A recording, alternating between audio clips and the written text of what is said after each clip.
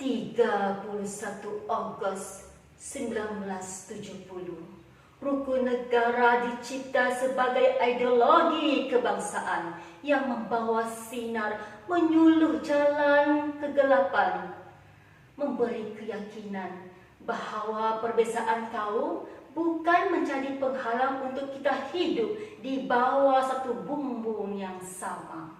Kalau rukun negara itu bernyawa, usianya telah mencecah 52 tahun, persis usia seorang ayah yang telah banyak berjasa dalam membina sebuah keluarga. Maka, ayuh bersama saya untuk menilai tajuk pidato Rukun Negara Membina Negara Bangsa. Assalamualaikum warahmatullahi wabarakatuh dan salam keluarga Malaysia.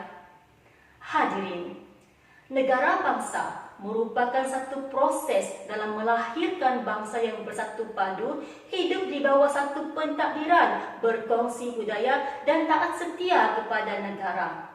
Rukun negara pula adalah aspirasi nasional yang menjadi asas membentuk perlembagaan dan merupakan nadi kehidupan masyarakat majmuk berbilang bangsa. Maka, rukun negara membina negara bangsa mengkehendakkan kita berbicara tentang bagaimana prinsip rukun negara ini mampu merealisasikan matlamat negara bangsa. Hadirin dan hadirat sekalian, pertama, kesetiaan kepada raja dan negara, asas kekuatan bangsa. Mari kita imbas kembali sejarah duka. Negara dicengkam penjajah. Betapa perih dan tersiksanya datuk nenek moyang kita. Jangankan hendak tidur lena, untuk menjamah sesuap nasi sekalipun amatlah payah. Kehidupan yang dinafikan hak pendidikan, tersekat peluang pekerjaan. Mujurlah ada yang bangkit membela, tidak terbayar dengan setitis keringat dan darah merah. Pahlawan yang berkorban demi bangsa, Mat Kilau, Rentak, Dul Said, Mat Saleh dan ramai lagi. Mujurlah juga pada masa itu kita dikurnia pemimpin yang bijak mengatur langkah. Perjuangan menuntut kemerdekaan tidak percuma. Pada tahun 1956, pemimpin Melayu, Cina dan India bersetuju mengikat kontrak sosial sebagai tanda kita sudah bersedia untuk merdeka. Namun hadirin, semua itu masa lalu. Kita lihat pada masa kini. Penjajahan masih ada, walaupun ancaman berbeza. Benar, tidak ada lagi dentuman bom dan perang yang meragut nyawa. Namun, harus waspada. Ancaman kini jauh lebih bahaya.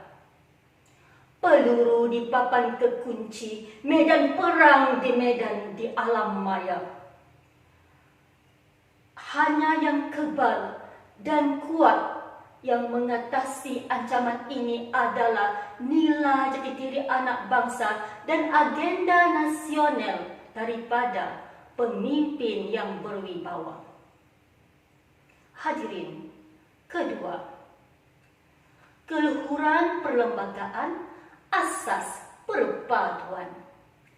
Perlembagaan Persekutuan adalah undang-undang tertinggi di Malaysia. Di dalamnya termaktub penjagaan hak semua kaum yang ada. Adil adalah tonggak pelaksanaannya. Namun harus kita faham hadirin, adil itu apabila meletakkan sesuatu pada tempatnya.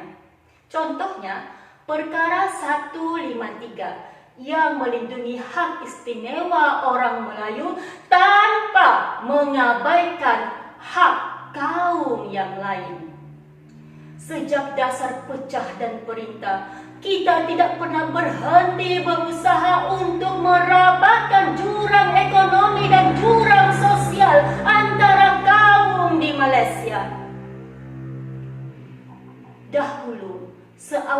wujudnya rukun negara, dasar ekonomi baru diperkenalkan dengan matlamat serampang dua mata untuk meningkatkan integrasi nasional dan membuka ruang ekonomi yang seimbang. Dalam bajet tahun 2022 juga ada menekankan konsep keluarga Malaysia makmur sejahtera. Dalam pembentangan bajet ini menetapkan strategi utama adalah untuk memulihkan kehidupan dan mata pencarian. Kerajaan mengambil inisiatif dalam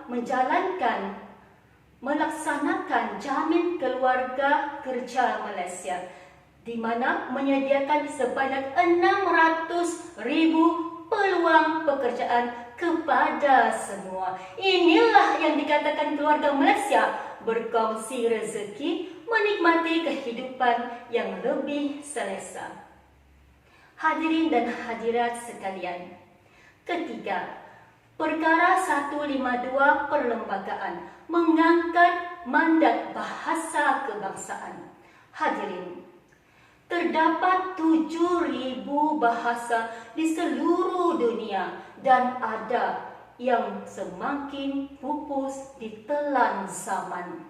Tahun 2016 menyaksikan terbenamnya bahasa Resigaro dengan pembunuhan Rosa André di Peru, penutur terakhir bahasa ini.